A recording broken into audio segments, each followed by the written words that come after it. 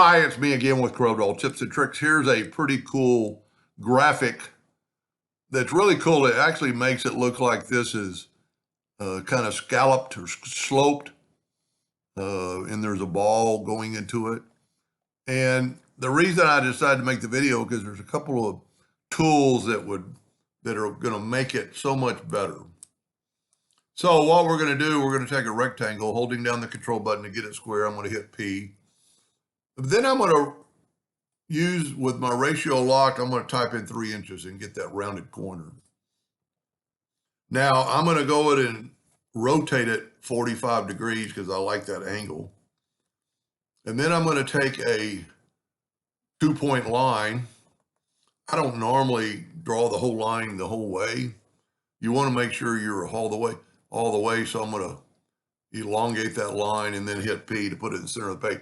By doing that, you can rotate it 45 degrees and you didn't have to change the rotation. Then I'm going to control D, and you could either mirror it or go a negative 45. But now what we want to do, and let's go ahead and trim these lines just so we won't have any excess work.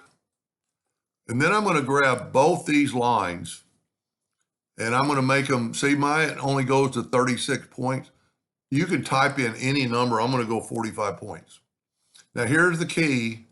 You've got to go to object and convert the outline to an object. That's going to stop the smart fill from getting in there. And you can see what it looks like.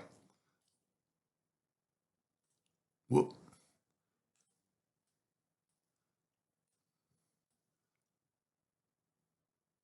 There we go. Now I'm going to draw an ellipse about that size, and I'm going to hit P. Maybe make it a little bit bigger, holding down the shift key. And then I'm going to control D, holding down the shift key to make it bigger, and then control D again.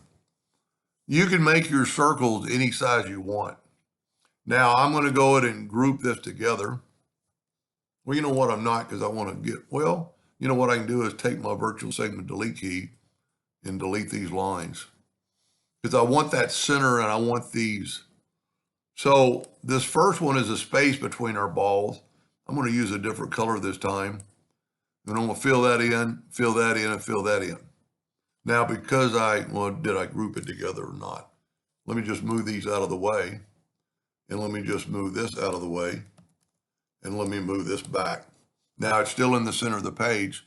So we can grab this first item and get the interactive fill tool and go downwardly or upwardly, whatever you want to do, but then make the bottom kind of a black.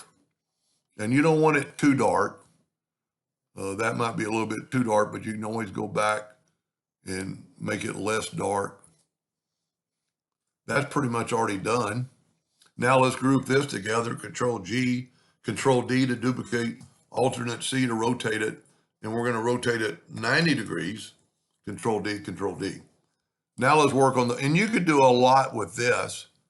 I'm going to get our ball and I'm going to go interactive fill tool. I'm just going to swipe across and then get up to the elliptical and I'm going to put it in the more like the middle.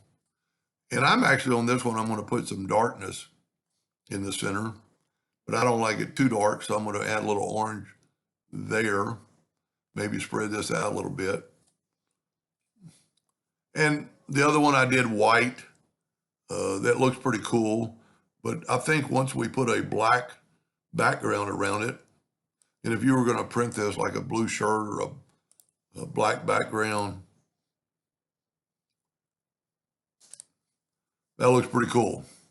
I kind of like the white more so, but that's one thing good about it though.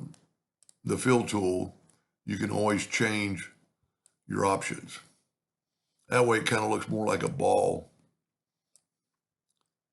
And like I said, I didn't really play around with this other part, but, and I do like, my blue one looks more like a rounded bevel than the orange one.